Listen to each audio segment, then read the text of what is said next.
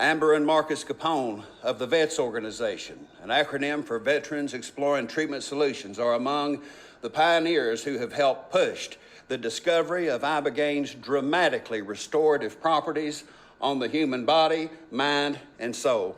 And I am pleased to introduce them here to speak with you this morning. Amber and Marcus Capone.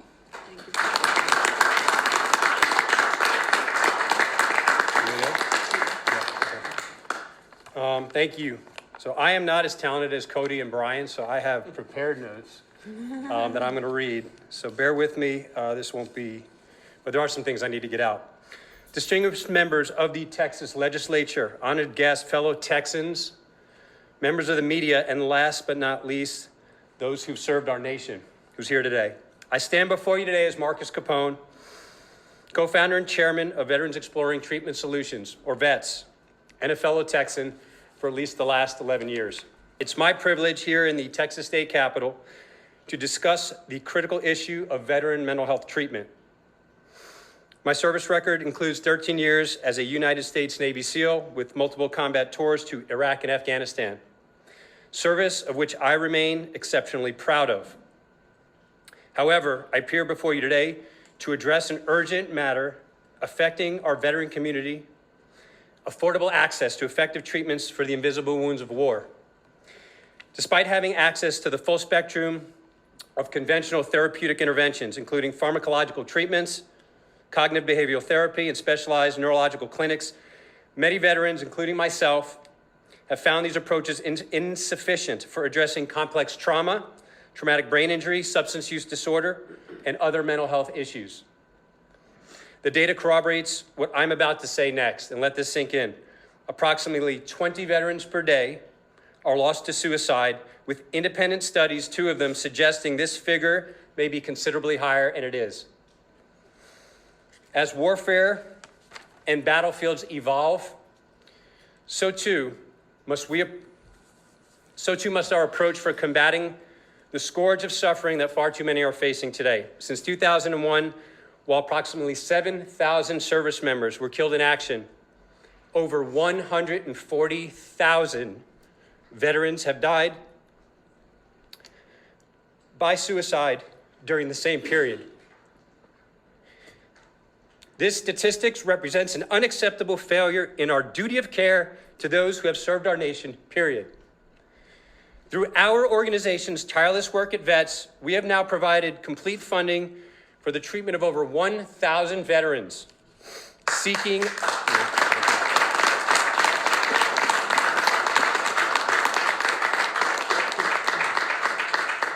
And I mean, that doesn't include the hundreds and thousands of spouses and their friends and their families. That number is much larger. Seeking Ibogaine-Assisted therapy. The therapeutic efficacy of these treatments, when administered in appropriate clinical settings under medical supervision, has demonstrated remarkable potential for addressing these treatment-resistant mental health issues. The scientific evidence supporting these emerging therapeutics continues to expand. This growing consensus offers promising avenues for transforming mental health care domestically, particularly for those who have served our nation. We must advance legislation 3 ways. 1, facilitate expanded research into Ibogaine therapy, specifically addressing veteran populations, and more eventually. Create regulatory frameworks for safe, supervised therapeutic administration.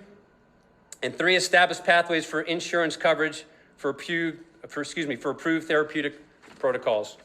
We can't forget that we have to figure out a way to pay for this.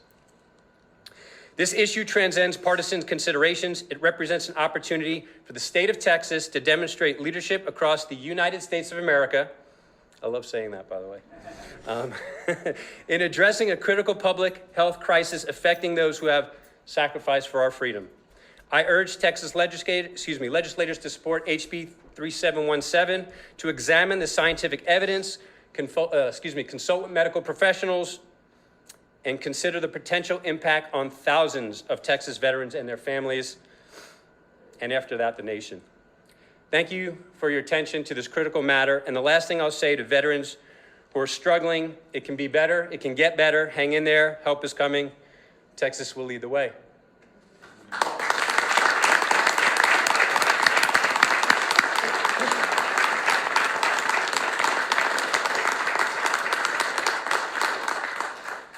Hi, everyone. It's always my goal to get through these without crying, so doubtful that will happen, but I will try. I am Amber Capone, co-founder and CEO of VETS.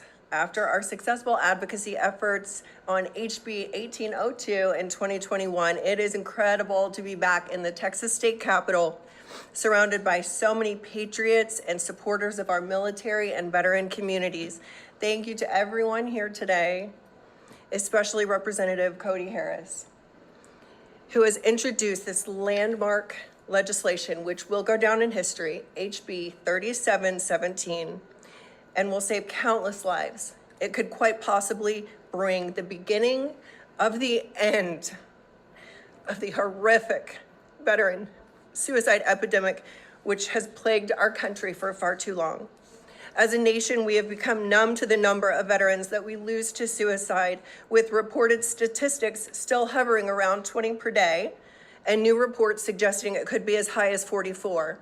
A 2018 study out of the University of Kentucky suggests that 135 people are directly impacted by just one suicide death, meaning that since 9/11, nearly 19 million lives have been impacted by veteran suicide, and nearly 7 million lives are impacted annually in the United States.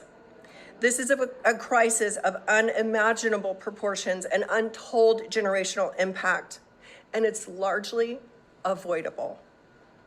Following our own struggles with post-military transition and Marcus's subsequent relief through Ibogaine therapy, we founded an organization to stand in the gap for those who have served. As Marcus mentioned, to date, we've supported roughly 1,000 veterans who have chosen to leave the country that they were willing to die for, in search of a pathway to hope and true healing. The results have been remarkable. So much so that we embarked upon a collaborative study with Stanford University to better understand the Ibogaine outcomes we were witnessing anecdotally. Those results are remarkable as well. We've seen over 80% reduction in PTSD, anxiety, and depression, which has held. We've seen increases in cognition and executive functioning, and suicidality has plummeted from 47% to just 7%. Word travels fast when something is so efficacious, the need is so desperate, and the trust is so paramount within the veteran community. We simply cannot meet the unrelenting demand for access to our programs. In the first few months of 2025 alone, our applications have skyrocketed over 400%, meaning we cannot help the overwhelming majority of those desperately in need of a lifeline. One Texas applicant writes, "I have tried and failed again and again to get better. My only focus in life right now is to be better for my son, to be the dad he deserves and the husband my wife deserves. I will do whatever it takes. I just need help." Many post-9/11 veterans have spent their entire adult lives in a combat zone, only to face their greatest battle beyond military service, right here at home. It's a battle that can be won, but many feel like they're fighting alone. We must fight alongside them. For those who have walked up to the line of nearly no return, we understand the magnitude of what is at stake, and we are committed to being the voices of those who suffer in silence. For the veterans who stand before you here today, and so many others who've dedicated themselves to this fight, make no mistake, you are still serving. And perhaps your greatest mission yet. You are a voice for the voiceless. You are bringing hope to the hopeless.